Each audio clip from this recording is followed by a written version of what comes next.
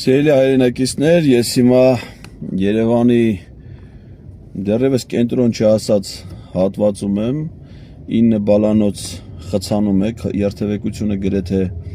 կանգնած է, շատ դանդաղ ընթացք է եւ ժամանակը արդյունավետ օգտագործելու համար որոշեցի ձեզ դիմել այս տեսանյութով։ Նախ ասեմ, որ ես հիմա գնում եմ դեպի Կարեն Դեմիրճյանի անվան մարզահամերգային համալիր, որտեղ Հայաստանի հանրային հեռուստաընկերությունը կազմակերպել է բանավեճ քաղաքական ուժերի միջև, այն քաղաքական ուժերի, որոնք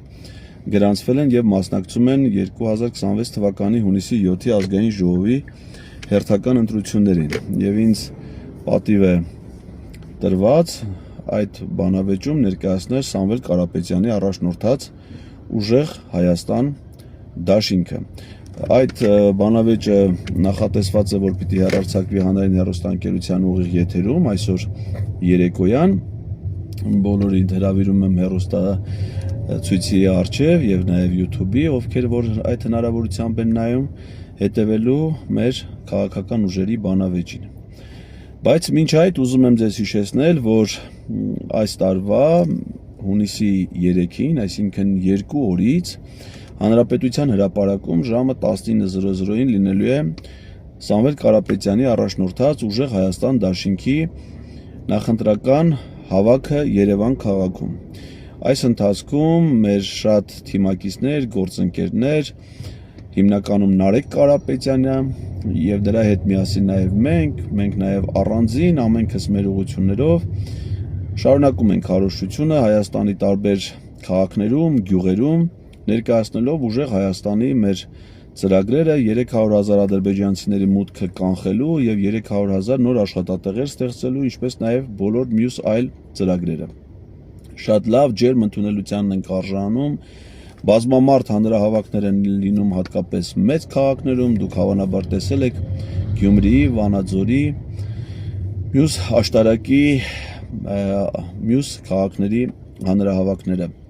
Եվ հիմա մեծ հանրահավաք է նախատեսում Երևան քաղաքում։ Բոլորին հրավիրում ենք այդ հանրահավաքին,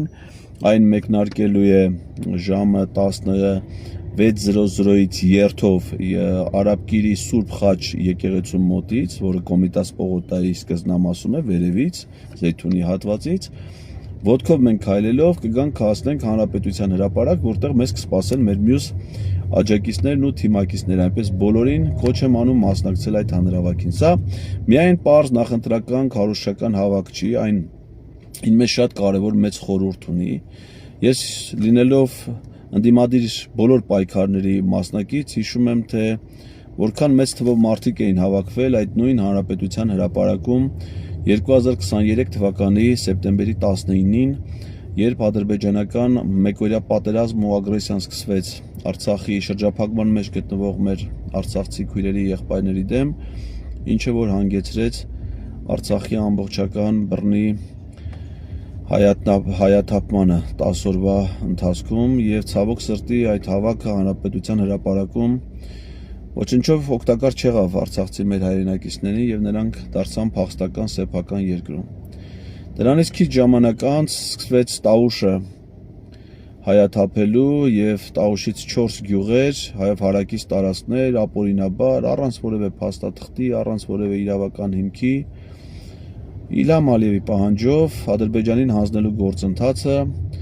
եւ այդ կապակցությամբ մեր սիրելի Բագրատ Սրբազանը նախաձեռնեց Տաուշի թեմի առաջնորդը նախաձեռնեց Սրբազան շարժումը Տաուշը հանուն հայրենիքի պայքարը շարժումը, որի գագաթնակետը եղավ հենց նույն հայ հանրապետության հրապարակում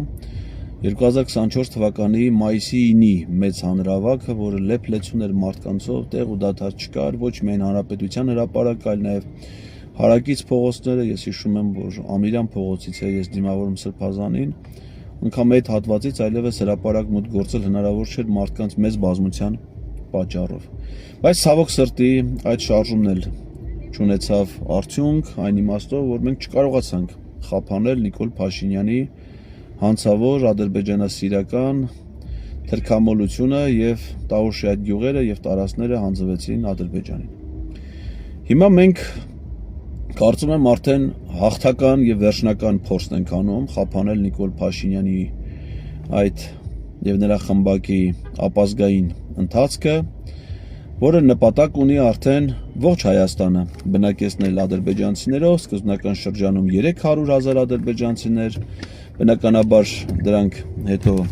կավելանան, այստեղ կգան ավելի մեծ խմբերով, ավելի մեծ հոսքերով եւ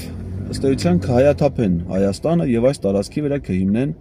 իրենց ցանկալի արևմտյան Ադրբեջանի Հանրապետությունը, որի համար հիմա հատուկ պետական ծրագիր է իրականացվում Ադրբեջանում։ Եվ ինչ եմ ես մտածում, ասում եմ, որ եթե 300,000 ադրբեջանցիներ գան Հայաստան եւ Իլհամ Ալիևը պահանջի, որ նրանք 300,000 հոգով հավաքվեն Հանրապետության հրապարակում եւ իրենց ուժը ադրբեջանցիների միասնությունը ցույց տան, վստահ եմ, որ առանց բացառության բոլոր ադրբեջանցիները 300,000-ը կգան Հանրապետության հրապարակ եւ մեզ հայերիս մեր երկրում ցույց կտան իրենց ուժը։ Հիմա որպեսզի մենք դա խափանենք, այդ 300,000 ադրբեջանցու մուտքը Հայաստան եւ նրանց հավաքը Հանրապետության հրապարակում, պետք է հունիսի 3-ին խափանենք 300,000 ադրբեջանցու մուտքը եւ այդ հանրահավաքի հիմնական նպատակներից մեկն էլ հենց դա է՝ խափանել այդ Հայաստանակործան ազգակործան ծրագիրը եւ դրա փոխարեն ունենալ ուժեղ Հայաստան։ Դրա համար կարծում եմ, որ շատ խորհրդանշական եւ գեղեցիկ կլինի,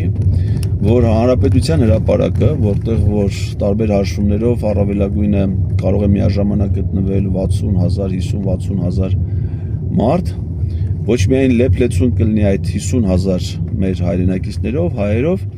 այլ հենց 300,000-ով, որ լեփլեցուն լինեն ոչ միայն Հանրապետության հրապարակ, այլ նաև հարակից բոլոր փողոցները, բոլոր պողոտաները